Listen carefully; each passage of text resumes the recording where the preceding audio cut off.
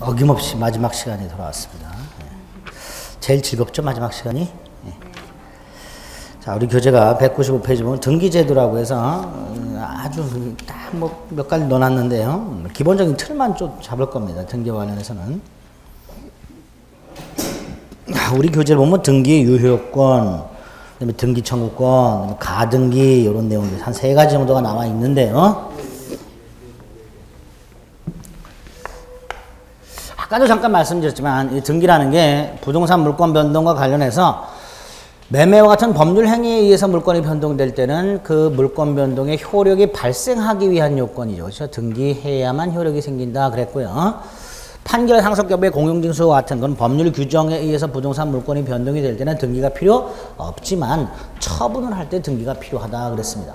그러니까 이제 등기가 공통적으로 들어있고 다만 이 등기의 뜻, 그 다음에 등기의 종류, 등기 절차 이런 기술적인 내용들은 2차 과목 부동산 등기법에서 공부하시면 되고 민법에서는 시험 문제 딱 나오는 게 정해져 있습니다. 그 한도 내에서만 정리하시면 돼요. 일단 먼저 등기의 뜻과 관련해서는 부동산에 관한 권리, 부동산에 관한 권리에 대해서 등기 기록, 이제 전자등기부가 있습니다. 전자기록이라고 해서 옛날에는 종이등기부였는데 전자기록으로 바뀌었습니다. 등기기록이라는, 그래도 등기부라고 불러요. 등기기록이라는 등기부에 부동산 등기법에서 정해진 절차에 따라서 부동산 권리에 관한 사항을 기록하는 것 또는 그렇게 기록이 되어 있는 사실 자체, 이걸 등기라고 합니다. 두 번째로 이 등기와에서 우리나라는 물적 편성주의라고 해서요. 부동산 하나마다 하나의 등기부를 만들어 놨습니다. 프랑스 같은 경우에는 인적 편성주의라고 해서 한 사람이 갖고 있는 부동산을 하나의 등기부로 처리를 해요. 그럼 그 사람이 만약에 10개의 부동산을 갖고 있다. 그러면 하나의 등기부에 10개의 부동산에 관한 등기 기록이 쭉 정리가 돼요. 그러나 우리나라는 물적 편성주의라고 해서 하나의 부동산에 하나의 등기부가 존재합니다. 이걸 1부동산 1등기 기록의 원칙 이렇게 불러요. 1부동산 1등기부의 원칙. 어쨌든 물적 편성주의가 있고 그 다음에 이제 우리 민법에서 중요한 게 등기의 종류가 몇 가지 쭉 있는데 그건 이제 나중에 뒤에 가등기에서만 간단히 보고요. 민법에서 중요한 게 등기의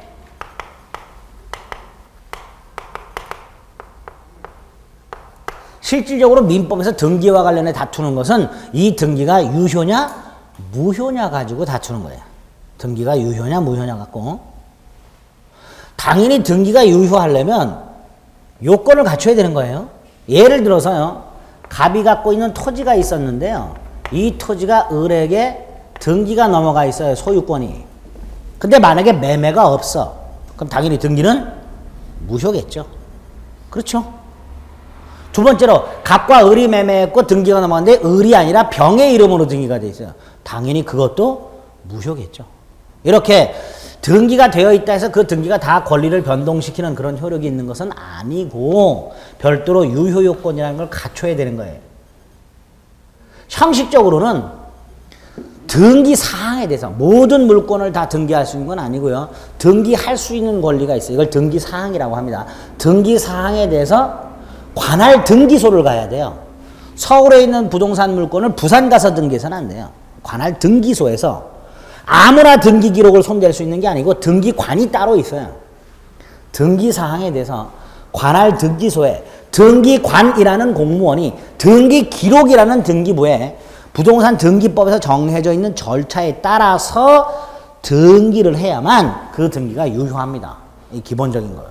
두 번째로 당사자 간에 실제 이루어진 내용대로 등기가 되어 있어야 되죠. 예컨대 매매를 했다 그러면 등기원인은 뭐라고 등기가 되어 있어요? 매매로 되어 있어요. 근데 매매했는데 증여로 되어 있어. 증여를 했는데 매매로 되어 있어. 당연히 무효 이렇게 되겠죠. 그런 것들이 등기의 유효 요건입니다. 이걸 갖추어야만 유효가 돼요. 만약에 이 요건을 갖추지 못하면 등기 유효 요건을 갖추지 못하면 그 등기는 뭐라고 할까요? 당연히 무효 이렇게 되겠죠. 무효. 그래 안 그래요? 그렇죠. 다만 이게 중요한 게 아니라 이 무효인 경우에도 예외적으로 유효로 처리하는 경우가 있어요. 예외적으로 유효로 처리하는 경우가 있어요. 대표적인 게 우리가 봤던 중간생략등기예요. 이 기억나세요? 중간생략등기? 부동산이 갑에서 을로, 을에서 병으로 순차 매매가 됐어요. 당연히 등기도 어떻게 넘어가야 돼요? 갑에서 을로, 을에서 병으로. 그런데 을을 생략한 채 이렇게 등기가 넘어가요. 이걸 중간생략등기라고 그랬죠. 을에 뭐가 있어요? 미등기, 전매행위. 근데 이거 토지거래허가구역을 제외하고는 처벌만 될 뿐 행위 자체는 뭐라 했어요? 유효. 그래서 중간생략등기도 유효라고 그랬죠. 당연히 이 중간생략등기는 등기부가 당사자 간에 이루어졌던 물권 변동사항을 정확하게 반영하고 있질 않아요. 등기부에는 정확하게 반영하려면 갑에서 을로, 을에서 병으로 넘어간 걸로 되어 있어야 돼. 근데 등기부 한번 보면 갑에서 누구로 넘어간 것처럼, 병에 넘어간 것처럼 보이니까 이것도 실질적으로는 등기의 유효권을 제대로 갖추지 못한 거예요. 그럼에도 불구하고 유효로 처리합니다. 그래서 이렇게 등기가 유효권을 갖추지 못했음에도 불구하고 예외적으로 유효한 경우, 이 몇 가지가 나와요. 그게 대표적인 게 중간생략등기라는 게 하나 있고요. 그 다음에 우리 교재를 보면요. 아까 앞에서 잠깐 넘어갔던 게 있었는데 없나? 아까 어디서 얼핏 본 것 같은데? 다른 책에서 봤나? 없네. 아, 있다. 192페이지. 192페이지에 보면 양가로 2번에 동그라미 3번에 진정한 토지 소유자의 구제수단이라고 해서 진정 명의회복이라는 표현이 있죠. 그리고 그 밑에 이전등기 청구라고 돼 있죠. 합쳐서 진정 명의회복을 위한 이전등기 청구라고 합니다. 자, 이걸 잠깐 보겠습니다. 이것도. 여기 이제 첫 번째 예가 되는 거고요. 또 하나가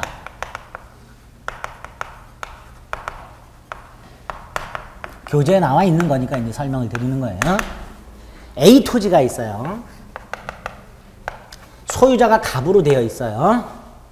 이게 순차 이렇게 넘어가 있어요. 소유자 을로 매매, 소유자 병으로 역시 매매, 등기부 순서대로 또 소유자 정 이렇게 매매. 현재 이렇게 순차 넘어가 있어요. 자, A 토지 등기부를 딱 떼어보면 이렇게 되어 있어요. 그럼 사람들은 이렇게 생각할 거예요. 아, A 토지가 소유자 갑에서 매매를 원인으로 을, 병, 정에게 순차로 이전되었다. 이렇게 생각하겠죠. 그쵸? 그런데 문제가 하나 생겼어. 아까 봤던 거. 갑과 을이 매매할 당시에 갑이 의사무능력. 그럼 매매? 무효. 을등기? 무효. 을과 거래한 병. 선악불문하고 소유권 취득할 수 없고, 얘가 소유권이 없으니까 얘도 선악불문하고 소유권을 취득할 수 없고, 이 심각해졌어요. 갑이 만취한 상태에서 매매를 했다는 게 밝혀지는 순간 을, 병, 정 등기 다 줄줄이 무효. 무효. 결국 이 부동산은 소유자가 누구? 갑. 그쵸? 네? 자, 이때 갑이 등기를 회복하는 방법, 자신의 이름으로 소유권 등기를 회복하는 방법, 을, 병, 정 등기를 말소합니다. 말소. 소송을 통해서 을병정 등기를 말소해요. 그래서 등기부에 쭉 말소하고 말소되었다는 사실을 등기합니다. 그래서 말소 등기도 등기예요. 위에 있는 등기가 말소되었다는 사실을 등기합니다. 이걸 말소 등기라고 해요. 그래서 갑이 자신의 소유권 등기를 회복하는 방법은 을병정을 상대로 순차 말소하는 방법이 있어요. 그런데 지금 한 3사람 정도면은 6년 걸려요. 이제 한 사람씩 상대로 말소 청구해가지고 대법원까지 가면 한 6년 걸려요. 몇 년? 6년. 2사람이 더 있어. 그럼 몇 년 걸려? 한 10년 걸려. 을병정이 순순히 말소 안 해줄 거 아니에요.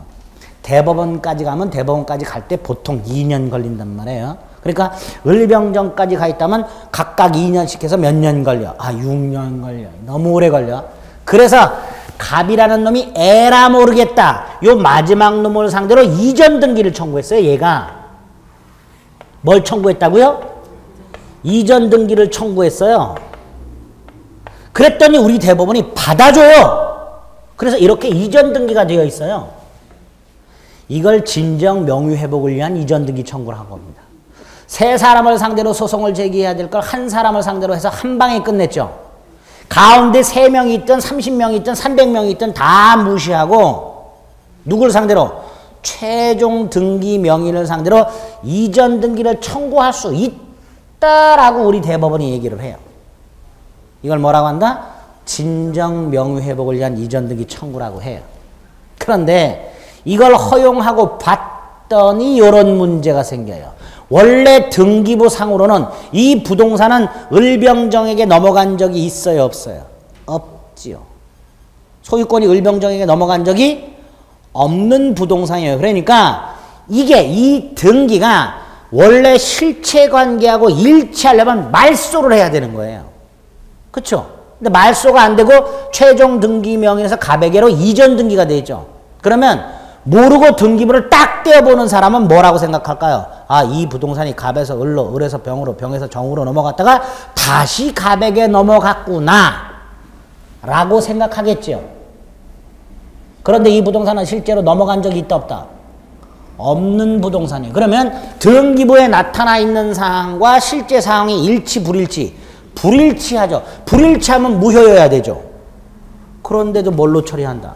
유효로 처리한단 말이에요. 우리 판례가. 그러니까 이것도 등기가 유효요건을 제대로 갖추지 못했음에도 불구하고 유효한 경우가 되는구나. 그래서 우리 판례가 중간생략 등이라든가 진정명의회복을 위한 이전 등기 청구라든가 이런 걸 인정하다 보니까 이렇게 유효요건을 갖추지 못했음에도 불구하고 유효한 경우가 생기게 됩니다. 됐죠? 이런 경우 하나 있어요. 유효요건을 갖추지 못하면 등기가 뭐지만 무효지만 예외적으로 유효한 경우 여기 하나 있고요. 또 하나가 이것도 우리 교재에는 없지만 지난 시간에 잠깐 언급을 했던 게 있어요. 이 무효 등기를 말소하지 않고 재활용하는 경우 그걸 지난 시간에 뭐라 그랬죠? 지난 시간에 했군요. 무효 등기의 유용 기억나세요? 에? 안 나? 무효 등기를 뭐 하는 거? 재활용하는 거. 지난 시간이나 지난 시간에 했죠. 무효 행위의 추인에서 했었어요. 가장매매행위를 추인하는 거에서 했어요. 자, 어떤 경우인지 이것도 간단히 예를 통해서 개념만 좀 생각을 해볼게요. 갑에 아파트가 있어요. 은행이 있고요. 주택담보대출을 합니다. 아파트를 담보로 잡고 저당권 등기를 해요. 그래서 이 갑소유 아파트 등기부를 딱 떼어보면 갑은 소유권자로 되어 있고 무슨 은행은 저당권자로 등기가 되어 있어요. 이 상태에서 얘가 돈을 갚아요. 변제.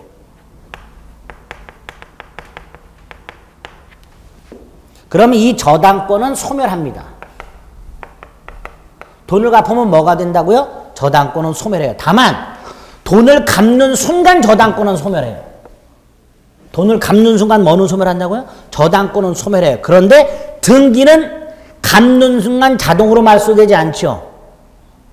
그렇죠? 돈 갚고 채무 완전 증명 띄고 저당권 말소에 필요한 서류를 받아가지고 등기소로 가서 말소 등기를 청구해서 신청해서 말소까지 돼야 되겠죠. 그럼 결국 소멸이 될 때와 말소 등기가 이루어질 때까지 시간차가 생겨요. 시간차 생기죠. 돈을 갚는 순간 뭐는 소멸한다? 저당권은 소멸한다. 갚는 순간.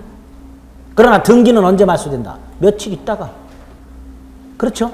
그러니까 돈을 갚아서 저당권이 소멸한 때부터 그 등기가 말소가 될 때까지 무효 등기가 생겨요.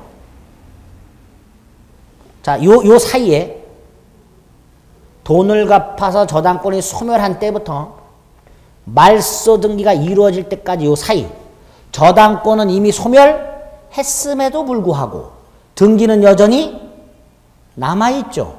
그럼 무효 등기가 돼버려요. 그렇죠? 권리가 없는 사람이 권리자로 등기가 돼 있는 거잖아요. 무슨 등기가 생긴다고요?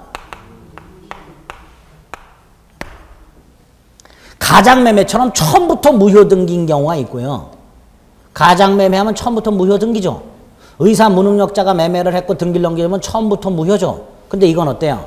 처음에는 유효였다가 나중에 무효가 됐죠. 어쨌든 처음부터 무효이거나 이렇게 처음엔 유효였다가 나중에 무효가 되는 등기가 있을 수 있는데, 만약에 이때 말소가 되기 전에 갑이 똑같은 금액을 또 돈을 빌려. 그럴 수 있죠. 돈을 갚았는데, 그래서 말소에 필요한 서류까지 다 받았는데 또 돈이 필요하게 생겼어. 갑자기 다음 날. 그래서 다시 은행을 가고 똑같은 금액을 다시 빌려달라고 그래. 그랬더니 은행이 빌려주겠대. 다 빌렸어. 저당권 등기해야죠. 하려고 했더니 아직 살아있어. 이게 재활용하면 되죠. 이거 인정할까요, 안 할까요? 한단 말이죠. 그래서 뭐가 생겨요? 무효등기에 유용이란 게 생겨요. 됐죠? 그래서 무효인 등기와는 등기의 유효권을 갖춰야만 등기는 유효한데, 만약에 등기의 유효권을 갖추지 못하면 당연히 그 등기는 무효다. 이걸로 끝나는 게 아니라 두 가지. 예외적으로 유효가 되는 경우가 있고, 무효 등기를 하더라도 뭐 하는 경우가 있더라? 재활용하는 경우가 있더라 말이죠. 유효권은 이 두 가지 개념을 여러분들이 좀 기억을 해두셔야 돼요. 됐죠? 그게 195페이지 등기의 유효권이라고 되어 있습니다. 거기에서 여러분들이 기억하실 것 두 개.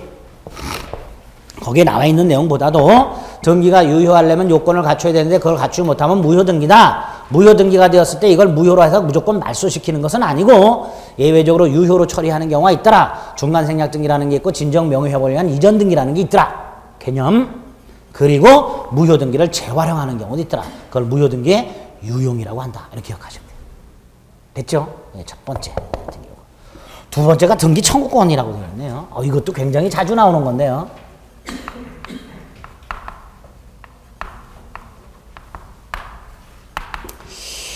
우리 부동산 등기법은요, 매매와 같은 법률 행위를 했을 때 등기를 신청하는 경우 혼자 가서 하는 게 아니라 공동 신청을 원칙으로 해요. 뭘 원칙으로 한다고요? 공동 신청.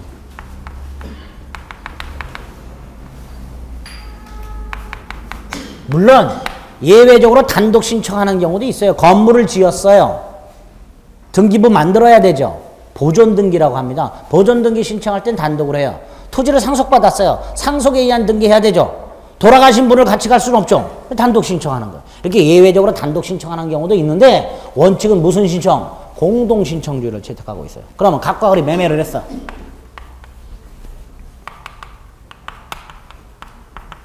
이전 등기하러 가야 되죠. 같이 가야 되죠. 안 가 얘가. 그럼 어떻게 돼? 가자 그래야지. 그걸 뭐라고 해? 등기 청구권. 자, 이때 등기 매매 같은 게 있게 되면 등기 권리자하고 등기 의무자가 생겨요. 자, 얘는 부동산을 판 사람이고요. 얘는 산 사람이야. 누가 등기 권리자예요? 등기 권리자라는 게 뭐야? 등기를 요구할 수 있는 사람. 얘죠? 등기 권리자. 의무자는? 그러면 결국 등기 청구권이라는 건 이렇게 말할 수 있죠. 매수인과 같은 등기 권리자가 매도인과 같은 등기 의무자를 상대로 등기 신청 절차, 협력, 청구할 수 있는 권리, 이게 뭐다? 이게 등기 청구권의 뜻이 된다. 매수인과 같은 등기 권리자가 매도인과 같은 등기 의무자를 상대로 등기 신청 절차에 협력할 것을 청구하는 권리, 이렇게 돼요. 자, 이때 둘 사이 평등하죠. 평등한 개인과 개인 간의 권리를 사법상의 권리, 이렇게 불러요.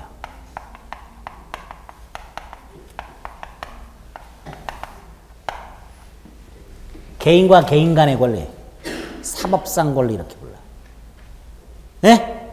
사법상 권리. 또 하나가요. 이렇게 을이 갑에게 등기를 청구해서 등기를 넘겨주게 되면 소유권이 넘어가죠. 이렇게 권리가 변동되는 걸 실체법상의 효과, 이렇게 불러요. 법에서는 보통 권리가 변동되는 효과를 뭐라고 부른다고요? 실체법상의 효과. 결국은 등기청구권 행사에서 권리가 변동되니까 이 등기청구는 실체법상 권리 이렇게 불러요. 특징이에요. 등기청구는 사법상 권리, 실체법상의 권리 이렇게 불러요. 등기청구입니다. 이 등기청구권이 좀 전에 권리자가 의무자를 상대로 한다 그랬죠? 예? 예외가 있어요. 의무자가 권리자를 상대로 하는 경우가 있어요. 의무자가 권리자를 상대로 하는 등기청구권이 있어요. 이건 왜 필요할까를 생각을 해봅니다.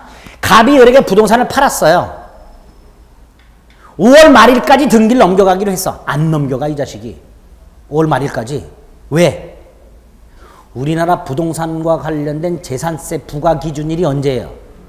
6월 1일. 언제? 그러니까 이 자식이 6월 1일까지 버텨. 6월 1일 날 소유자로 등기된 사람에게 1년치 세금이 때려요. 그러니까 이 자식이 5월 말일까지 넘겨가려고 5월 말일까지 안 해. 버텨. 6월 1일까지 버텨. 6월 1일 날 갑의 이름으로 잠깐 갑에게 세금이 뭐야? 6월 1일 날 넘겨가 이 자식이. 갑의 입장에서는 우리가 흔히 말하는 똥끝이 타죠. 똥끝이 안 타나? 타지. 꺼야지. 그쵸? 그래서 갑의 입장에서 을에게 빨리 뭐 해라? 등기를 넘겨가라. 라고 요구할 수 있는 권리도 인정이 돼야 되겠죠. 그걸 등기 인수 청구권입니다.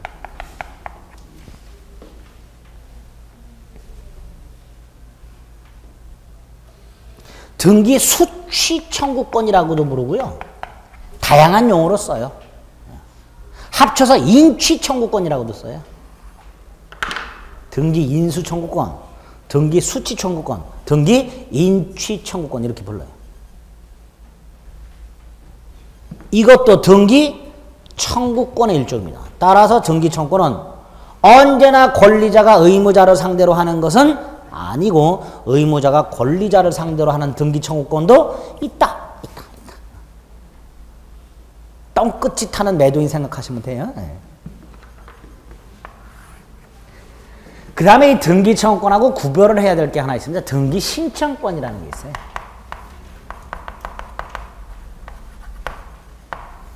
이건 뭘까? 이거는요, 등기소에 가서 등기 신청 서류를 접수할 수 있는 자격을 말합니다.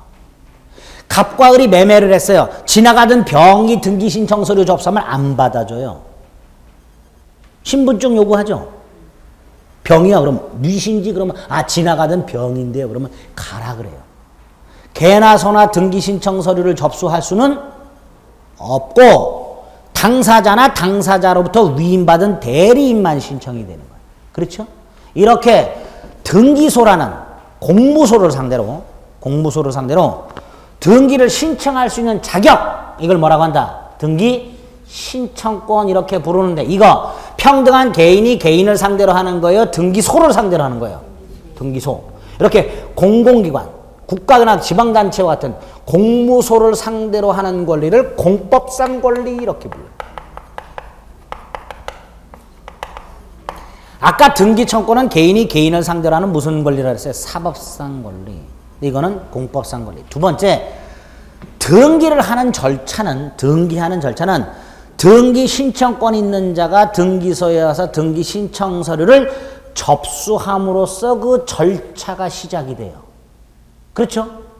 그러니까 이 등기 신청권은 등기 절차를 개시하는 권리라고 해서 절차법상 권리 이렇게 불러요.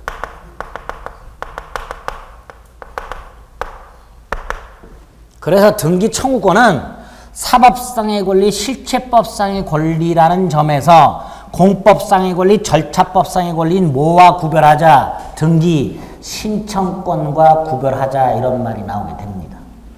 자, 일단 등기 청구권의 개념을 먼저 잡았어요. 의의가 있습니다. 그거 하나 머릿속에 넣고요. 두 번째로 이 등기 청구권은 핵심적인 내용이 발생 원인, 등기청구권이 어떻게 생기는가? 두 번째로 그 등기청구권의 성질.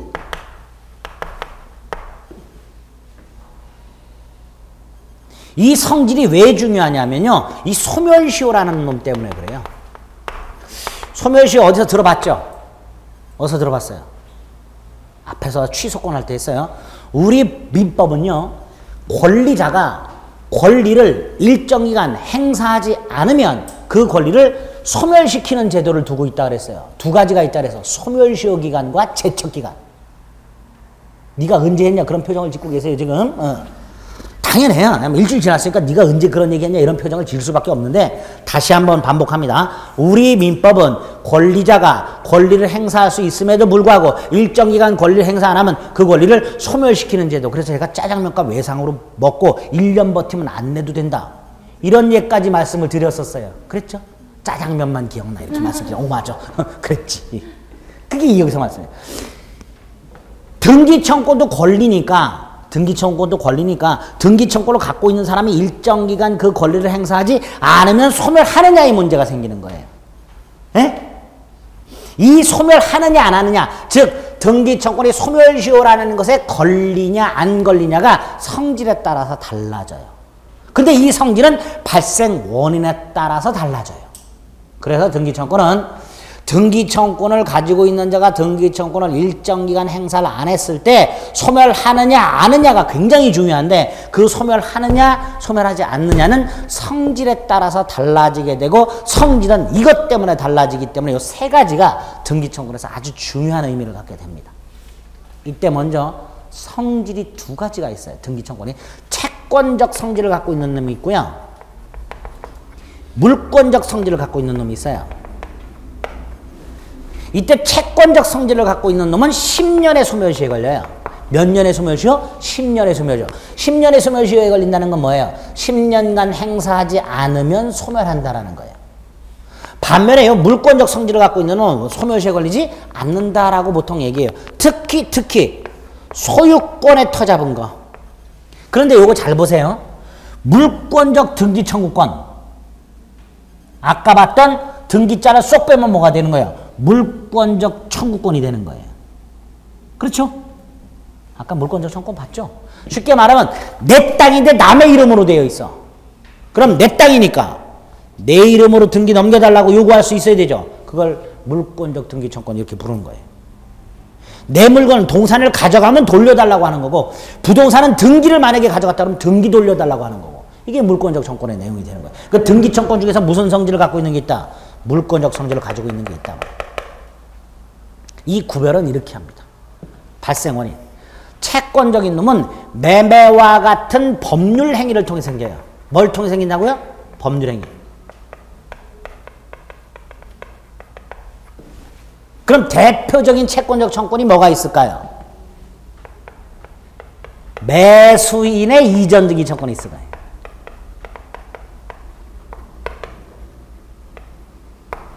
각과 을이 토지 매매를 했어요. 돈을 줬어. 등기 넘겨받으면 되죠. 그게 매수인의 이전 등기 청구권이에요. 이 매수인의 이전 등기 청구권은 뭐에 의해서 생겼어? 매매라는 법률 행위. 이렇게 매매와 같은 법률 행위를 통해서 발생하는 등기 청구권은 뭐다? 채권적 청구권이다. 대표적인 게 매수인의 이전 등기 청구권이다. 이 매수인의 이전 등기 청구권은 몇 년간 행사하지 않으면 소멸한다. 10년간 행사하지 않으면 소멸한다. 이렇게. 네? 이런 경우가 있을 수 있어요. 그러니까 이런 경우도 생겨요. 을이 갑으로부터 땅을 샀어요. 돈 다 준 상태에서 등기 안 하고 10년이 지나. 그럼 을은 등기 청구권이 소멸. 돈만 날리는 경우가 생겨요. 잘못하다가. 네? 몇 년 지나면 소멸한다고요? 10년. 물론 예외는 있습니다. 근데 그 예외는 머리 아프니까 일단 기본 원칙만 머릿속에. 자, 요런 게 채권적이고요. 물권적인 건 어떤 거냐? 등기하고요. 권리가 불일치해요.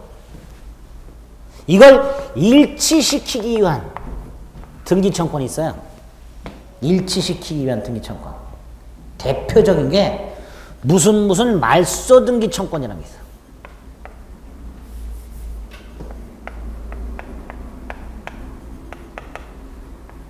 좀 전에 말씀드린 거, 내 땅인데 을의 이름으로 돼 있어. 그러면 갑은 을에게 뭐라 그래? 등기 말소해라. 이게 뭐다? 물권적이다. 아까 이거. 갑이 은행으로부터 돈을 빌렸어. 저당권 등기해놨어. 갚았어. 저당권 소멸했죠? 그렇죠? 그런데 등기는 살아있어. 저당권이 소멸했음에도 불구하고 등기는 살아있어. 다시 말해서 은행은 저당권자가 아님에도 불구하고 저당권 등기가 돼 있어. 등기와 권리가 불일치하죠. 그럼 갑은 은행을 상대로 뭐 하라고 할 수 있어?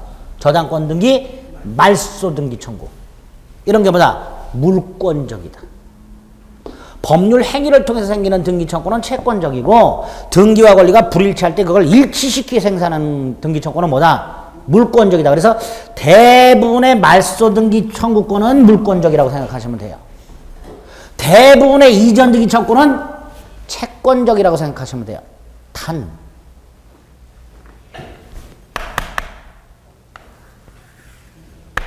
이전 등기 청구죠. 예?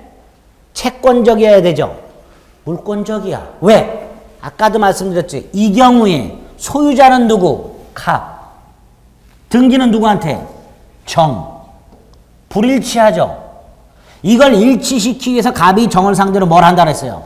이전 등기 청구. 이걸 진정 명의회복을 위한 이전 등기 청구라고 했죠. 이거는 법률 행위를 통해 생긴 게 아니라 권리와 등기가 불일치하니까 그걸 일치시키기 위해서 행사하는 거죠. 따라서 진정 명의회복을 위한 이전 등기 청구는 채권적이 아니라 뭐다? 물권적이다. 이렇게 된 거예요. 물권적이다. 예? 표정을 밝게, 표정을 밝게. 표정을 밝게. 아무것도 아니야, 아무것도 아니야. 이런 게 있나 보다. 그러고 넘어가는 거예요. 예?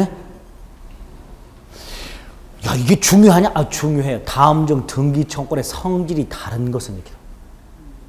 그래서 채권적 4개 해놓고 물권적 하나 딱 껴놓고 다른 거 하나 골라라. 무슨 등기 청구는 채권적이다. 무슨 등기 청구는 물권적이다. 이런 식으로 시험 지문이 나와요. 그 개별적인 예들은 이제 나중에 기본서 나오면 자세히 나오게 되고 일단 틀은 잡아놔야 될 거 아니에요. 그렇죠? 그래서 지금 말씀을 드린 거예요. 등기 청구는 발생원인 성질 소멸시효가 중요한데 이유는 성질에 따라서 소멸시효 걸리는지 여부가 달라지더라. 그리고 그 성질은 발생 원인에 따라서 달라지더라. 그래서 요 경우에는 채권적, 요 경우에는 물권적이라고 부른다. 대부분의 이전 등기 청구는 채권적이고 대부분의 말소 등기 청구는 물권적이라고 생각하시면 되는데 다만 요 놈은 뭐다? 물권적이다. 이렇게 된 거지. 예? 너나 생각해 자식아. 그런 표정 짓지 마시고. 네. 자, 195페이지에 보면 양가로 2번에 발생 원인에 따르는 등기 청구의 성질이라고 되어 있습니다. 찾으셨죠? 네. 법률 행위에 의한 경우라고 되어 있죠? 채권적이라고 되어 있고 10년의 소멸시효에 걸린다라고 되어 있습니다. 반면에 두 번째 거 보면 실체 관계와 등기가 불일치라고 되어 있죠? 그럴 때는 물권적이라고 되어 있고요. 소멸시효에 걸리지 않는다라고 되어 있습니다. 그것만 머릿속으로 딱. 이렇구나. 마지막 거는 나중에 소유권 가서 볼 거예요. 네, 됐습니다. 자, 발생 원인에 따른 등기청구의 성질이 있고요.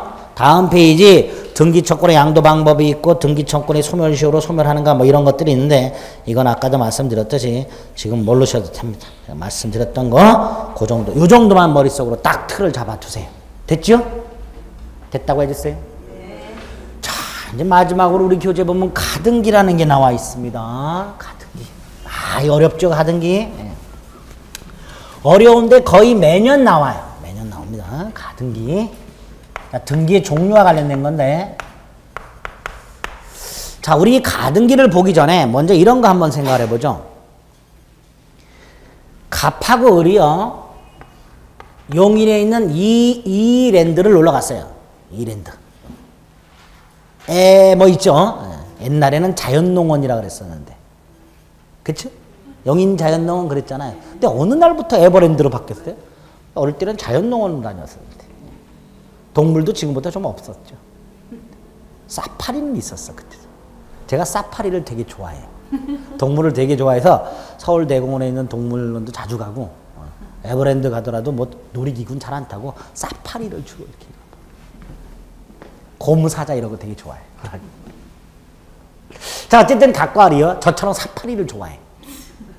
그래서 자유이용권을 끊지 않고 에버랜드를 입장권을 끊고 들어가. 그리고 죽어라고 어디로 달려가? 사파리로 달려갔어. 달려갔는데 사파리 입장 입구에 사람들이 줄이 쫙. 자유이용권을 끊고 들어갔다면 바로 여기서 줄 서면 되죠. 근데 입장권만 끊고 들어와서 매표소 가서 줄 사야 돼. 매표소 가서 다시 입장권을 사야 되죠. 사는 순간 여기 줄을 또 쫙 쓸 거야, 사람이. 그래서 갑이 을한테 이렇게 말해. 을이 갑한테, 야, 너 가서 서 있어. 갑이 서 있어요. 그리고 을은 매표소로 가. 자, 을이 매표소 가서 표를 사는 동안에 이 뒤에도 줄을 쫙 쓰겠죠. 을이 표를 사왔어. 맨 꼬바리로 가요? 당당하게 여길로 가? 당당한테 갑 써 있는 대로 딱 가요. 뒤에 있는 사람들이 왜 새치기해요? 그러면, 이 사람 여기 가 쓸 수 있죠. 이게 가능한 이유가 뭐예요? 을이 들어가는 순서를 미리 확보해놨죠. 등기에서 아까 우선적 효력에서 등기 선후에 따라서 우열이 달라진다 그랬죠. 그러니까 내가 우선하려면 뭘 먼저 해야 돼? 등기를 먼저 해야 돼요. 그렇죠. 근데 등기를 먼저 하려고 했더니 아직 요건을 못 갖췄어. 요건을 갖춰서 등기할 때쯤 되면 다른 사람이 미리 등기를 했을 것 같아. 그럼 난 밀릴 거 아니에요. 이것도 표 살아가는 동안 밀려. 안 되겠어. 순서를 미리 확보해야 돼. 등기에도 똑같은 현상이 나타나요. 등기를 먼저 한 사람이 우선하는데 내가 아직 등기에 관련된 요건을 다 갖추질 못했어. 그러나 순서는 미리 확보하고 싶어. 이럴 때 하는 등기가 뭐다? 가등기.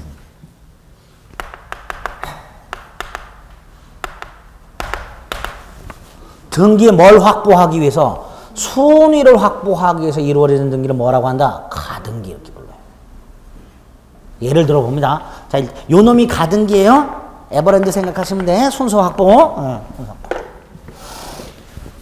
각과 을이 1월 10일 날 토지를 매매했어요. 잔금은 3월 10일 날 하기로 했어. 3월 10일 날 잔금을 치르고 등기를 넘겨받기로 했어요. 자, 2달 남았죠. 예? 근데 을이 이 땅이 꼭 필요한데 갑이 형 자기가 좀 싸게 샀다고 형 마땅치 않은 얼굴이고 가만히 봤더니 조금 더 주는 사람이 나오면 홀랑 팔아버릴 것 같아, 갑이. 이때 만약에 을이 아무런 장치를 해놓지 않았다. 2월 10일 날 더 주겠다는 사람이 나타나서 병이 홀랑 사가지고 요놈이 소유권 등기를 해버려. 그럼 얘는 나중에 3월 10일 날 잔금을 치르려던 등기를 넘겨받을 수가 없죠. 누구한테 밀려? 먼저 등기한 놈한테 밀려버려요. 그렇죠?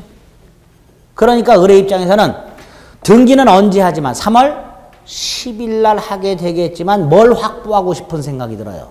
순위를 확보하고 싶은 생각이 들어요. 그래서 을이 갑과 약정을 통해서 1월 10일 날 을의 이름으로 만약에 이렇게 가등기를 딱 해놔. 이렇게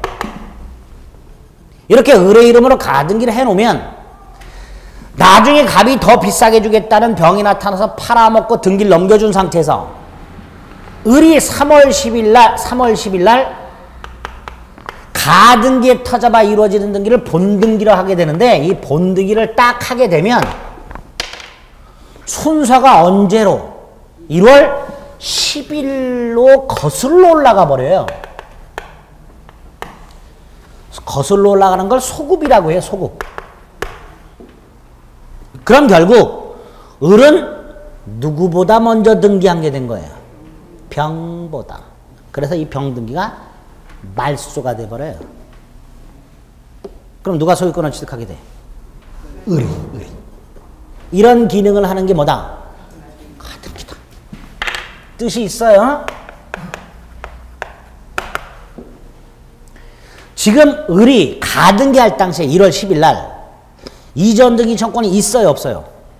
없죠. 계약을 한 상태에서는. 언제 이전 등기 청권이 생겨? 3월 10일 날 잔금 줄 때. 자, 그럼 이 이전 등기 청권을 이렇게 말하겠죠. 현재는 없지만 장래 발생하는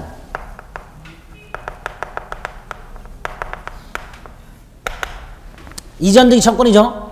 이전 등기를 청구해서 등기를 넘겨받게 되면 물권이 변동이 되죠. 그렇죠?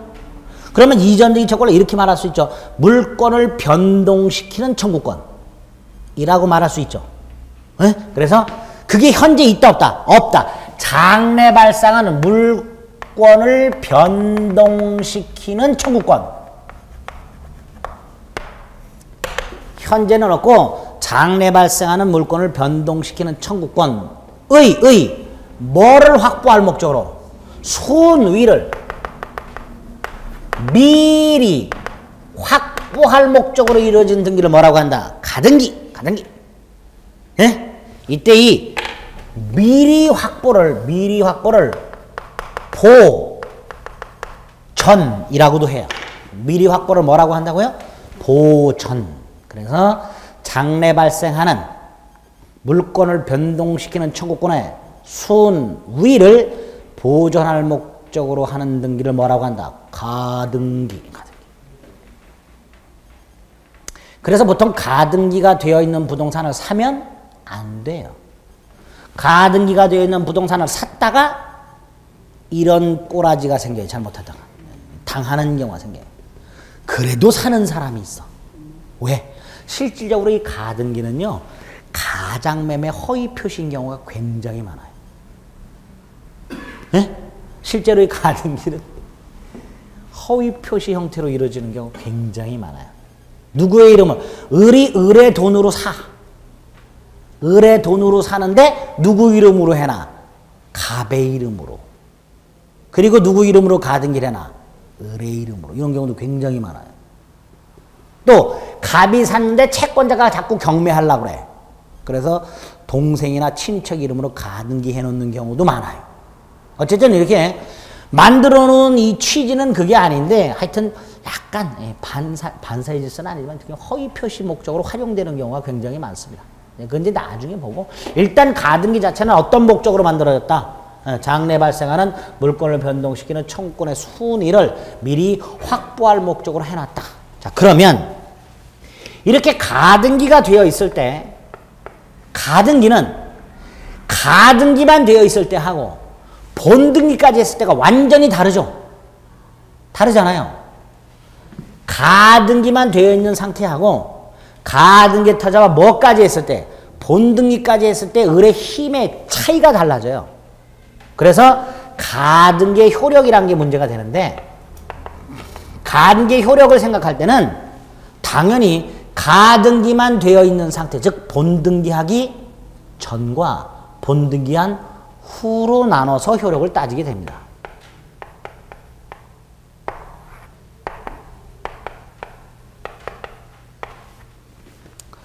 우리 교재의 가등기를 보게 되면 얘가 웃겨요. 동생 명의 토지에 장윤정 앞으로 가등기를 해둔 상태니까. 니은 가등기 후에도 동생이 토지를 제3자에게 매각할 수 있나? 나중에 장윤정이 본등기 할 때 누구를 상대로 해야 되나? 디귿 본등기를 하겠을 때 소유권 변동은 언제 생기나? 리을 본등기 하게 되면 중간에 이루어진 등기는 어떻게 해야 되나? 리음 가등기를 해두는 실제 이유는 뭐나? 질문만 해놓고 답이 없어.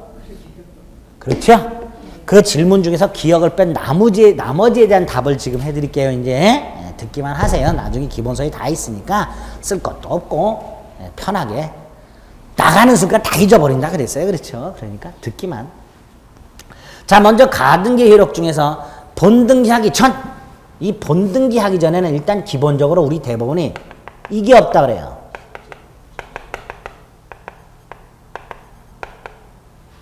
근데 아까 실체법상의 효력이 뭐라 그랬죠? 제가 얼핏? 네? 이거 오늘 좀 전에 했는데 어디서 했지?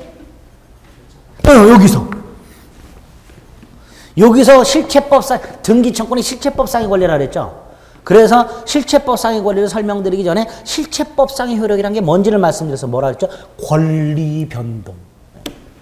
권리변동을 법에서는 뭐라고 한다고요? 실체법상의 효력이라고 해요. 그래서 아까 등기청구를 행사해서 등기를 넘겨받게 되면 권리가 변동되기 때문에 등기청구를 뭐라고 한다? 실체법상의 권리라서. 그럼 결국 여기서 말하는 실체법상의 효력에 대한 권리 변동을 말하는데 그게 있다 없다? 없다니까 가등기 되어 있다 하더라도 소유권은 변동된다 안 된다? 안 된다. 소유권은 여전히 누구한테 있다? 갑한테 있다. 뭐가 없다고요? 실체법상의 효력이 없다. 즉 가등기만으로는 소유권이 변동되지 않는다. 그게 요거예요. 그럼 소유자는 여전히 누구예요? 갑이죠. 이때 갑이 소유자니까 팔아먹을 수 있어요 없어요? 있지. 그래서 갑이 팔아먹고 등기를 넘기죠. 등기를 넘겨주는 건 처분이라 그랬어요 제가. 에? 이거를 을이 저지할 수 있다 없다? 다시 한번. 소유자는 갑이라 그랬어요. 소유자가 갑이니까 팔아먹을 수 있어요. 매매할 수 있고 매매한 상태에서 등기를 넘겨줄 수 있어요. 부동산에서 등기를 넘겨준다는 건 처분이라고 부른다 그랬어요. 그 갑이 을의 이름으로 가등기가 되어 있는데 그걸 병한테 팔아먹고 등기를 넘겨주는 걸 을이 짜잔 하고 막을 수 있다 없다?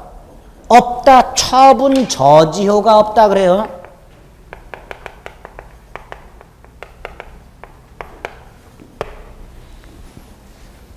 질문 중에서 니은 가등기 후에도 동생이 토지를 제3자에게 매각, 처분할 수 있는가? 있다.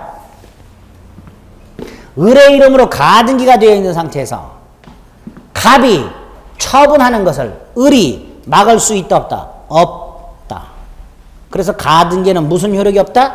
처분 저지효가 없다. 됐죠?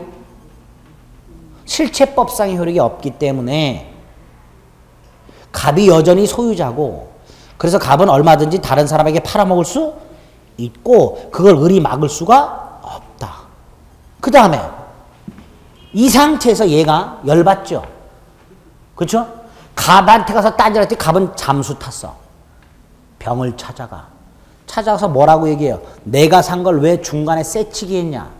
내 이름으로 가등기 된 거 몰랐냐? 병은 알았다. 그럼 을은 그런데 왜 샀냐? 새치기 했냐? 따질 수 있다 없다? 을이 병한테 따질 수 있다 없다? 없다. 을은 병한테 찍소리 못한다. 이걸 제3자에게 대항하지 못한다. 이렇게. 요 병. 그럼 가등기만 갖고는 아무짝에도 쓸모가 없네요. 그렇죠? 예, 그래요. 원래 아무짝에도 쓸모가 없어요. 다만 여기에는 없지만 두 가지는 가능해요. 그건 나중에 볼 거예요. 가등기가 불법적으로 말소되었을 때 회복 등기할 수 있고요. 가등기인 채로 이 권리를 팔아먹을 수도 있어요. 가등기 권리를. 그런데 나중에 보고 일단 원칙. 가등기만 되어 있는 상태, 본등기하기 전에는 아무런 실체법상의 효력이 없기 때문에 소유자의 처분 행위를 저지할 수도 없고 제3자에게 등기가 넘어갔을 때 그 제3자에게 따질 수도 없다. 이렇게 생각하시면 돼요. 그럼 이 가등기는 언제 진면목이 드러나? 본등기를 했을 때. 언제? 본등기 했을 때. 그럼 이때 문제가 생기는 게 요렇게 되어 있을 때 3월 10일 날 을이 누구를 상대로 본등기를 청구할 수 있느냐 이 문제가 생겨요. 지금 부동산이 누구 이름으로 등기가 되어 있어요? 병의 이름으로. 그렇죠? 그 다음에 본등기를 청구하는 건 이전 등기를 청구하는 거잖아요. 그러니까 이때 을은 계약을 한 갑에게 이전 등기를 청구해야 되는지 현재 소유권자로 등기되어 있는 병에게 이전 등기를 청구해야 되는지 즉 첫 번째로 문제가 되는 게 본등기 청구의 상대방이에요. 누구를 상대로 해야 돼요? 갑을 상대로 해야죠. 왜? 계약을 누구하고 했어요? 을은 갑을 상대로 했죠.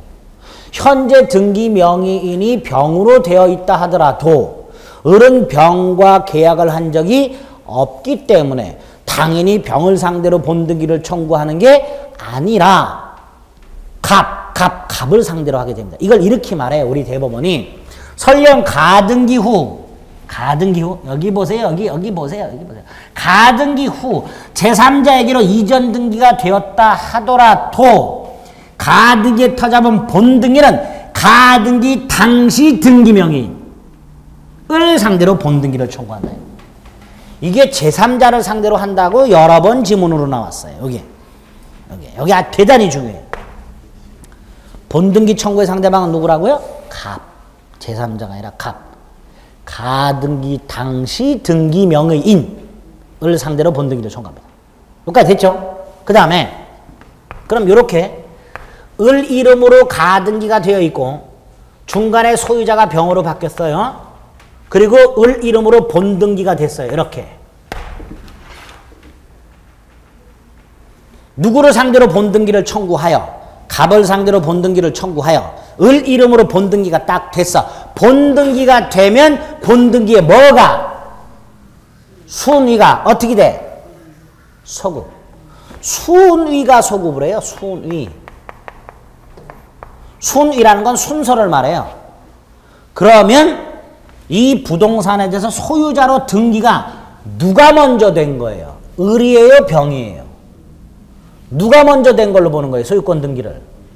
을이 먼저 한 걸로 본 거예요. 을이.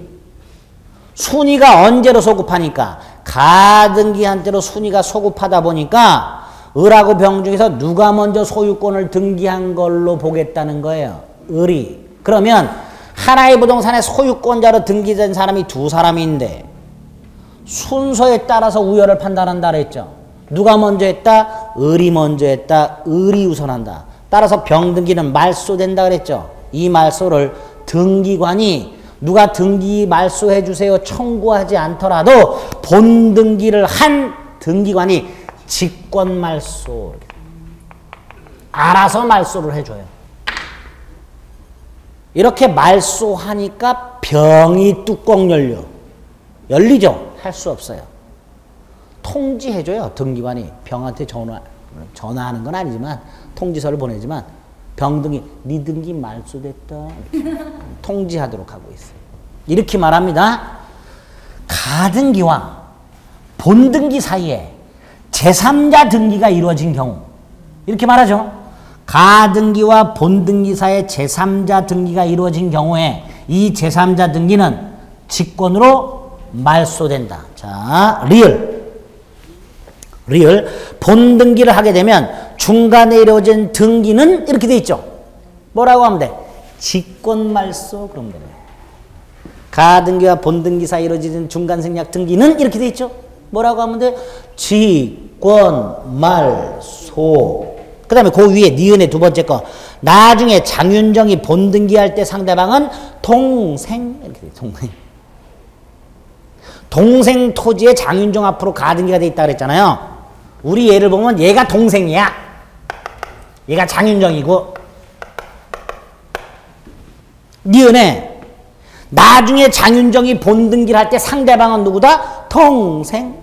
그게 답이 되는 거죠. 우리 교재 아주 재밌어요. 예. 자, 그러면 니은 답 달았고 리을 답 달았죠?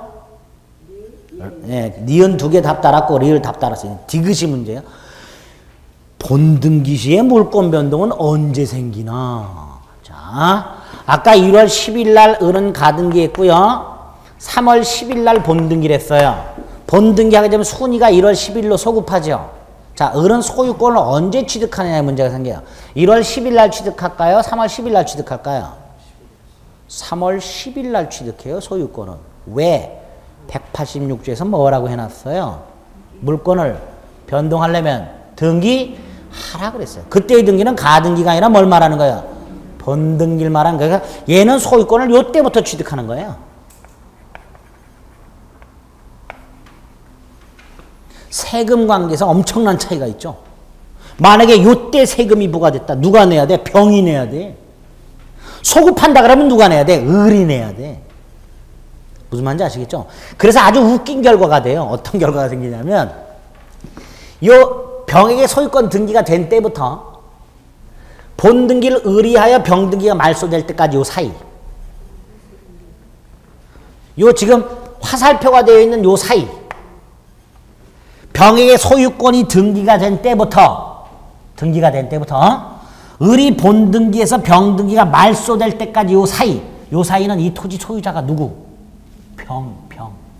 이때는 토지 소유자가 누구라고요? 병. 그러니까 만약에 세금이 이때 부과되면 병은 세금도 내야 돼. 자, 디귿 본등기 시에 물권 변동은 언제 생기나 본등기 한때. 이것도 잘 나와요. 물권 변동의 시기는 가등기 한때로 소급한다. X 본등기 한때. 물권 변동은 언제? 본등기 한때. 자, 여기까지가 가등기에서 가장 중요하고 가장 기본이 되는 내용입니다. 그리고 마지막 문제가 뭐예요? 가등기는 왜 하나? 왜 한다 그랬어? 순위 보전 목적. 여기까지 됐죠? 단. 나중에 민사특별법을 가면요. 가등기 담보에 관한, 가등기 담보 등에 관한 법률이 있어요. 그거와 좀 구별을 좀 해주실 필요가 있어요. 지금 우리가 공부한 거는, 우리가 지금 간단히 내용을 본 것은 장래 발생하는 물권 변동 청구권의 순위를 확보하기 위한, 그래서 이걸 순위 청구권 순위 보전 가등기라고 불러요. 뭐라고 부른다고요? 청구권 순위 보전 가등기라고 불러요. 자, 이거하고 구별을 하실 게 하나 있어요. 지금 마지막 질문 미음 가등기를 해두는 실제 이유는 이라고 되어 있는데, 원래 실제 이유는 뭐예요? 청구권 순위를 보존하기 위해서 하죠. 이런 경우가 있어요. 갑이요, 아파트가 있어요. 을이라는 사람한테 돈을 빌려요. 대출이라고 하면 금융기관이 하는 것 같으니까 금전대여라고 할게요. 그리고 이걸 담보로 제공해요. 만약에 은행이 돈을 빌려주면 아파트에다가 보통 무슨 권리를 설정하죠? 저당권. 근데 일반 개인이 빌려줘요. 저당권 잘 안 합니다. 왜 안 하냐면 저당권을 등기를 해두면요. 나중에 갑이 돈을 안 갚을 때 이걸 경매를 넣어요. 경매를 통해서 채권을 회수해야 돼요. 뭘 통해서? 경매. 근데 부동산 경기가 활황이면 좀 괜찮지만 부동산 경기가 안 좋으면 경매도 잘 안 되죠. 두 번째로 경매를 하게 되면 감정평가를 거쳐서 감정평가액이 나와요. 이게 보통 시세의 한 80% 정도밖에 안 돼요. 최초 감정평가액이. 그럼 예를 들어서 이게 만약에 10억짜리 아파트다. 경매를 통해서 감정평가하면 8억 정도가 나와요. 한 번 유찰되면 10%가 떨어져요. 그럼 이 두 번째, 한 번 유찰돼서 경매가 연기가 돼서 두 번째는 7억 2천. 또 한 번 하면 또 떨어져요. 그래서 수차례 떨어지면 얘는 채권을 다 회수하지도 못하는 경우가 생겨요. 그럴 수 있겠죠. 그리고 경매 절차가 보통 6개월, 1년 걸려. 그럼 얘는 저당권을 설정해 놨을 때 갑이 정상적으로 돈을 갚으면 괜찮은데 안 갚으면 머리가 아파져요. 그래서 금융기관 같은 경우에는 어쩔 수 없이 저당권을 하지만 일반인의 경우에는 저당권을 설정하지 않고 이렇게 갑에게 요구를 합니다. 뭐라고 요구하냐? 돈을 못 갚으면 아파트에 대한 소유권을 내놔. 돈이 급한 갑은 알았다고 하는 경우가 있을 수 있겠죠. 이걸 대물변제 예약이라고 불러요. 뭐라고 부른다고요?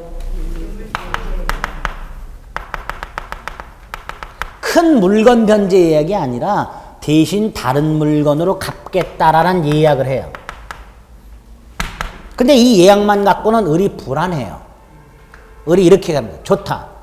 네가 만약에 돈을 못 갚으면 아파트를 나한테 넘겨준다고 했지. 그러면 네가 못 갚는 순간 나한테는 뭐가 생겨? 이전, 등기, 청구권이 생기겠죠. 그 이전, 등기, 청구권을 갖고 있다 하더라도 갑이라는 놈이 팔아먹으면 안 되니까 을이 추가적으로 내 이름으로 가등기 해달라. 이렇게 요구를 해요. 그래서 을의 이름으로 가등기를 해요. 이 가등기, 실제 여기처럼 매매를 통해서 나중에 이전, 등기, 청구권 순위를 확보할 목적으로 이루어지는 가등기가 아니라 자신이 빌려준 돈을 회수할 목적으로 하는 거죠. 이걸 담보가등기라고 불러요. 무슨 가등기?